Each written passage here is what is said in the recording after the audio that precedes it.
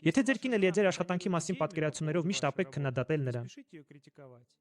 Եվ եթե ձեր ամուսինը աշխատանքից քարշ է տալիս բոլոր տեսակի անպետք նյութերը, որպեսզի ինչ որ կերպ օգտագործի դրանք իր հիմար ձկնորսության ժամանակ, միշտ ապեք նաև հայհոյել։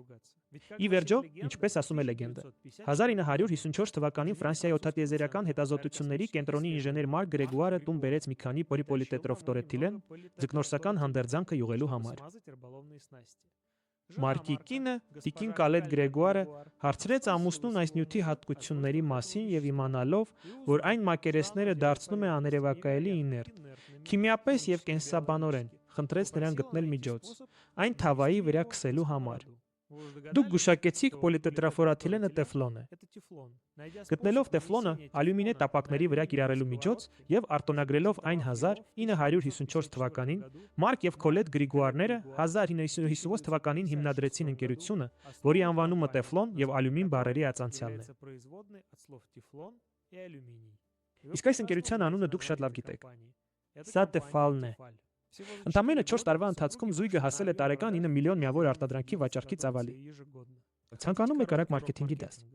Թեֆալի կարգախոսն էր պան, թեֆալ, թավա, որ ոչինչ չի այրում։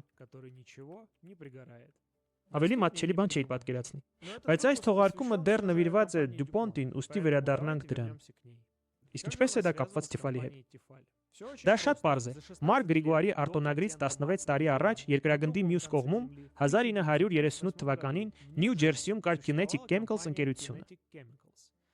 Դա Դյուպոնի եւ General Motors-ի համատեղ ձեռնարկությունն է։ Դյուպոն իր ողջ ուժով տիրում էր քիմիական արդյունաբերությանը, իսկ General Motors-ն այդ ժամանակ արտադրում էր այսպիսի հրաշալի սառնարաններ։ Kinetic Chemicals ընկերության երկու աշխատակիցներ, Ռոյ Պլանկետը եւ Ջեք Ռեբոքը, աշխատել են քլորոֆտորեթանի սինթեզի վրա, որն օգտագործվում էր այս նույն սառնարաններում։ Եվ այնպես ստացվեց, որ Պլանկետն ու Ռեբոքը փորձի ժամանակ չստացան այն, ինչ սպասում էին։ Քիմիական ռեակցիայի արդյունքում առաջացել է փոշի, որը հիանալի սահում է եւ նման է պարաֆինին։ Միևնույն ժամանակ հետազոտության ընթացքում պարզվեց, որ այն գրեթե ամբողջությամբ քիմիապես իներտ է, դիմացկուն է բարձր ջերմաստիճաններին, ուներ շփման չափած ցածր գործակից, ուներ շփման չակուն օքսիդանտներին եւ ուներ արդյունաբերության մեջ օգտակար բազմաթիվ այլ հատկություններ։ 3 տարի անց Դյուպոնտը արտոնագրեց ստացված նյութը եւ անվանեց այն տեֆլոն։ Ընդհանրապես Դյուպոնտը լավ էր անում լակոնիկ ու հասկանալի անուններով։ Դաշտը տետրան մի բան է, էթիլենը մեկ այլ բան, տիֆլոնը բոլորովին այլ բան։ Նույնն ինչ նեյլոնի դեպքում, կարճ ու քաղցր։ Այսպիսով որտեղ է այժմ օգտագործվում տեֆլոնը։ Այն նաև գտնվում է տորոպլաստ 4-ում, բայց դրա մասին ավելի ուշ։ Առաջինը իհարկե քիմիական եւ նավթագազային արդյունաբերություն ընդհանուր արդյունահանման մոտավորապես 35%։ Սրանք բոլոր տեսակի միջադիրներ են, փականներ, քիմիական նյութեր մղելու պոմպեր, կնիքներ եւ այլն։ Քիմիական եւ նավթագազային արդյունաբերության ծավալները հսկայական են, ուստի այն ամենը, ինչ օգտագործվում է այնտեղ, սովորաբար սպառվում է հազարավոր տոննաներով։ Երկրորդը էլեկտրոնիկան եւ էլեկտրատեխնիկան է, ընդհանուրի մոտավորապես 20%։ Տեֆլոնը գործնականում չի անցկացնում հոսանք եւ չի կորցնում, իր հատկությունները բարձր հաճախականություններում։ Եթե գիտեք, թե ինչ է կոաքսիալ մալուխը, որ տեֆլոնը օգտագործվում է որպես մեկուսացում հատուկ բարձր հաճախականության մալուխների համար։ Այն նաև օգտագործվում է բջջային կապի տպագի տպատախտակների արտադրության մեջ, օրինակ 5X ստանդարտը։ Երրորդը ավտոմոբիլային եւ մեքենաշինական արդյունաբերությունն է։ Ընդհանուր ծավալի մոտ 15։ Քանի որ տեֆլոնն ունի շփման ցածր գործակից, այն ուղիղ ճանապարհ է, որտեղ փոխանցումներն ու այլ մխոցները քսվում են միմյանց։ Ավելին, տեֆլոնի օգտագործման եղանակներից մեկը պետաղական հատվածը տեֆլոնի շերտով պատելն է։ Չորրորդը բժշկությունն ու դեղագործությունն է, ընդհանուր արտադրության մոտ 8-10%։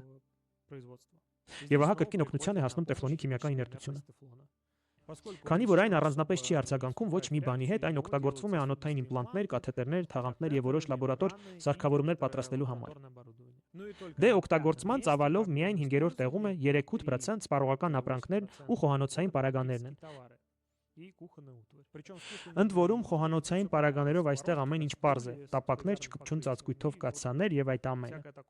Բայց ուրիշ որտեղ է գտնվել տեֆլոնը։ Հիշում եք, որ տեսահոլովակի սկզբում ասացի, որ Մարկ Գրիգուարն աշխատում էր Ֆրանսիայի օդատիեզերական հետազոտությունների կենտրոնում։ Բայց երբ տեսնում ես, օրինակ, սայրի եւ ժիլետի գինը, դու նույնպես բացականցություն ես, գինը պարզապես տարածություն է, ուղիղ կապի տեսքով։ Քանի որ կատարյալ հարթ սափրվելու համար օգտագործվում է նաև տեֆլոն։ Իհարկե, այն չի օգտագործվում իր մաքուր տեսքով ձեր շեղբը պարաֆինի պես քսելու համար, բայց դա ժիլետի սայրի ծածկույթի բարդ կազմի մի մասն է։ Եթե շեղբերում սա ակումբատիվ տարրերից մեկն է, ապա ահա արտադրանքի եւս մեկ օրինակ, որի հաջողությունը 100%-ով պայմանավորված է տեֆլոնի փորձարկումներով։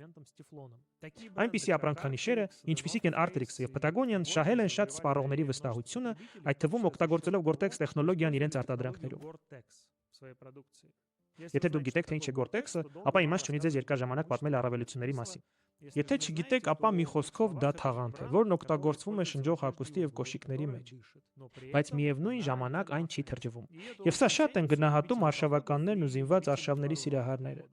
Ընդհանրապես ես նկատեցի, որ փափուկ դարակ, լիզ եւ թաղանթ բառեր են զրուցակիցների 3 կատեգորիաներին՝ արշավականներին, հրաձիգներին եւ փոքր երեխաների մայրերին։ Քանի որ դուք արդեն բավականաչափ նյարդայնացնող գործոններ ունեք, որպեսզի ձեզ շեղեն այն փաստը, որ դուք մրսում եք կամ քրտնած եք։ Բայց վերադառնանք տեֆլոնին։ Իսկ ինչ կապ ունեն Gore-Tex-ն ու տեֆլոնը։ 1941 թվականին, նույն տարում, երբ Դյուպոնը արտոնագրեց տեֆլոնը, Wilbur Lee-ն կամ կարճ Bill Wilbert Lee Gore-ը միացավ ընկցյանը եւ այնտեղ աշխատեց 16 տարի որպես հետազոտող քիմիկոս եւ բաժանմունքի տնօրեն, որը մասնագիտացած էր վայրկյանական պոլիմերների հետազոտության մեջ, որոնցից ամենատարածվածը պոլիտետրոֆտորոթիլենն է։ Այսինքն մեզ արդեն ծանոթ տեֆլոնը։ 16 տարի անց 1957 թվականին Բիլը թողեց DuPont-ը եւ իր կնոջ հետ հիմնեց WL Gore Associates-ը։ Նկատել եք, թե ինչպես է իրականում տեֆլոնը կնքում ամուսնությունները։ Սկզբում Մարկը եւ գործընկերները Գրիգորն իրենց թեֆալով, իսկ այժմ Բիլ եւ Viv Gore։ Այսպիսով Բիլը խաղադրույք է կատարում տեֆլոնի զարմանալի մեկուսիչ հատկությունների վրա եւ կենտրոնանում է համակարգչային մալուխների մշակման վրա։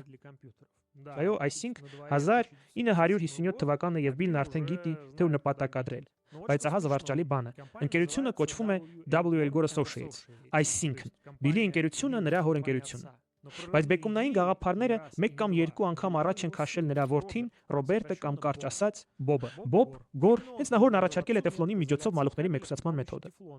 Այնուհետև նրանք ստեղծեցին հենց այդպիսի մի քանի թիմային ժապավենային մալուխ։ Դե այն շարունակվում էր ու թռչում։ Եվ դա ոչ միայն թռավ, այլ թռավ տիեզերք։ Քանի որ 1969 թվականին Ապոլո 11-ում օգտագործվել են գորամալուխները։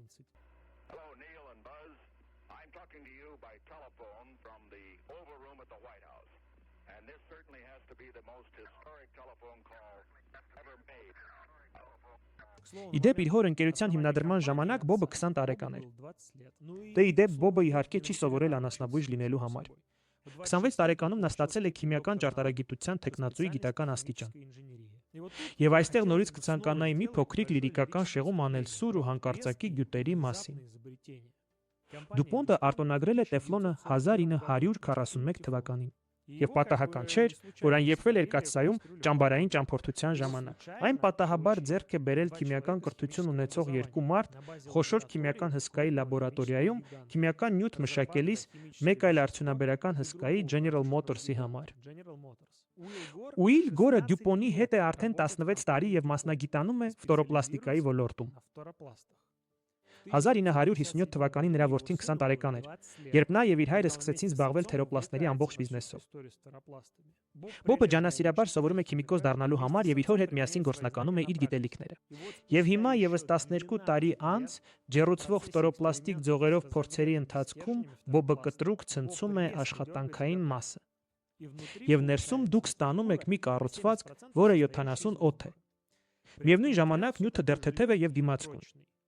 Բայց ավելի կարևոր է, որ միկրոծակերը ավելի փոքր են, քան ջրի կաթիլները, բայց ավելի մեծ են, քան ջրի գոլորշիների մոլեկուլները։ Պարզ ասած, հագուստը չի թրջվում, բայց հիանալի կերպով հեռացնում է ջուրը։